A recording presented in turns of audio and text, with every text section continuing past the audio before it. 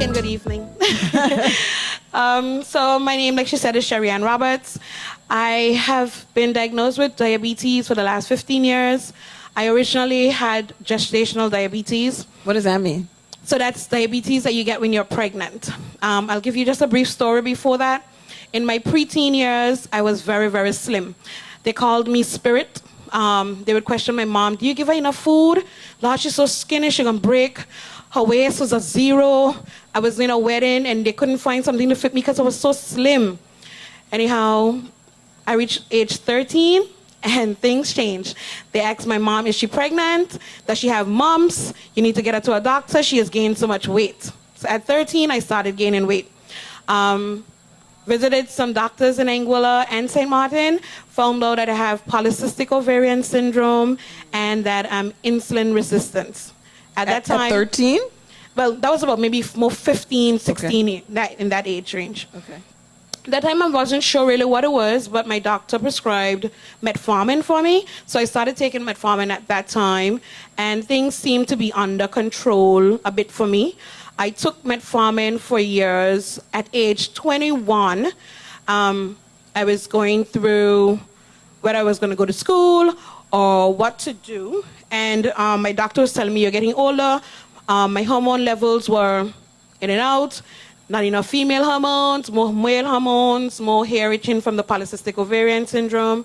And then the baby talk came about. At that time, I had a boyfriend. We were together for about maybe 5 years, 5, 6 years. He seemed like, maybe you could try this with it. You gotta be careful sometimes. But, so we went to the doctor, spoke to the doctor. She said, at this age, with what I'm seeing, you can try. I decided, we're gonna do this. Yeah, let's try. It took about maybe 6 to 8 months before I got pregnant. I was happy when I got pregnant because it looked like it wasn't gonna happen.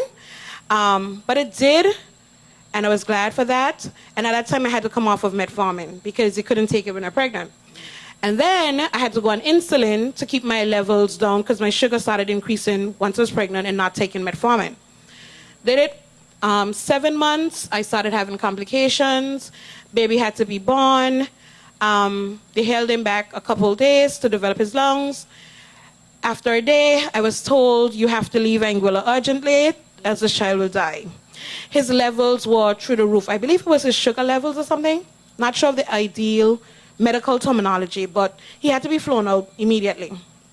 I will say this, it's important when you're young and you are baby age to make sure that you're saving your money and not spreeing. It's okay to enjoy yourself, but please save, because at that point of being told you have to fly out, you need money to fly out, you have to have money there. So it's important. I called the bank, had to give my ATM card to some people, do some stuff. We flew out the next day. We did it on Avra. I didn't have to do air ambulance. A doctor went with me. We flew to St. Kitts. Ambulance was waiting on me. We went straight to the hospital, and that night they did a blood transfusion on my son. He was 1 day old. They removed all his blood through his navel and put in some new blood. Thank God for whoever that blood was for. And that saved him. We stayed there for about a week. His levels keep going up, going down, going up. And then they gave me the all clear to come back Anguilla. Today, he is 16 years. He is about 6 feet, so he's 13 feet. And doing well. We would never believe that he was a preemie. I don't see him. I think he's not home. But very tall, very big guy, and he's doing excellent. But these are things that can happen when you have medical conditions, and you need to be aware that savings and finance is also very, very important. After he was born, everything seemed to be good for me. About a year, I was good.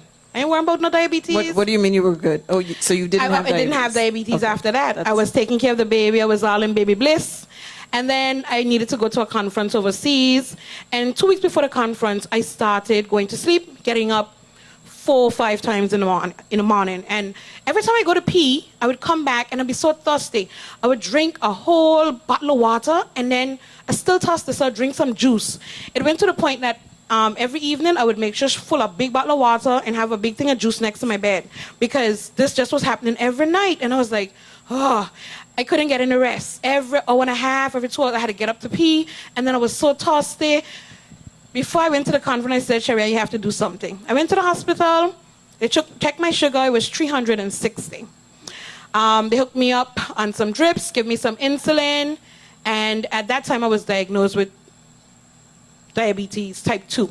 Let me just stop you for 1 second. You were not on the metformin after you had your No, child? I didn't go back on it, no. Were you on insulin then as well? No. So After you were the baby, on nothing? I was on nothing. After the Okay. baby came out, I was on nothing. I was good. Okay. Well, I thought I was Okay. good. But then, about a year after, it kept back up, and I started taking medication. Then it was just metformin. I didn't really have to take insulin at that point. And I said this is to say that when you're home suffering and things are happening to you and it's unexplainable, please go to the doctor.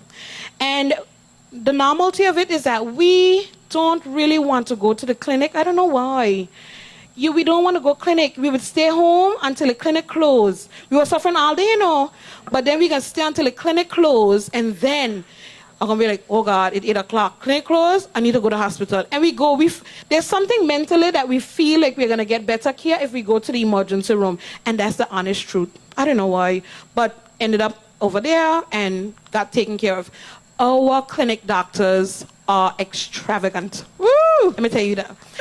Extravagant. I am now under the prestigious care of Miss Perkins. Yes. And definitely a game changer.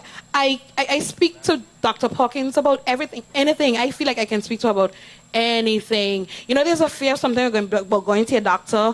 They must see this, or you got to be a certain way. I speak to my doctor about anything. And I think by now she kind of knows me a little good. I went there the other day, and my sugar was so low. You remember that episode, Doc? And she was like, you can't leave, because my sugar was down to like 60. And I had to go somewhere rushing, because I'm always rushing, but I had to go somewhere, and she was like, no, you have to sit, you have to wait, we got to make sure that comes up. I had a sweet or something with me, I ate that, I'm like, okay, Doc, I feel better. But she recognized that something was going on, and she was like, something's wrong, you need to check your sugar. And it was low. So it's good when your doctor can identify that something is wrong with you, and that you have such a, a good relationship with them. It's so awesome. Thank you, Doc. Right. This is Anguilla at its best, because there's no other country you can go to and have that kind of connection with your doctor. Thumbs up from a doctor. But I think what you said is key. You have to have a relationship with your doctor. That's the only way that they know. If you're only showing up when you're ill, your doctor will never know what's going on. So that's a key point that you made. Keeping your appointments. You have to keep your appointments. I forget my appointments a lot. When I remember my appointments, when my insulin goes low, and I ain't got no more, and I was like, oh gosh, I got to go back doctor because she got to sign the form. So I'm like, oh yeah, I had an appointment last 2 weeks, but I didn't come. I had a problem, but I'm here now. And that's the honesty. That's the truth about it. We wait till then and we go to the doctor. But the thing is, go to your doctor. It's important. Sometimes your medication have to change. If you keep going and refilling, I learned this. You refill your medication, but you didn't go to the doctor, you ain't doing no good, because your level may still be high and you just keep treating and still high. But if you go doctor and you check, she can adjust it, add in something, take out something, and then you go down. So it's important to go to your doctor and do your follow-up checks. Right, Doc? Doc, I getting good.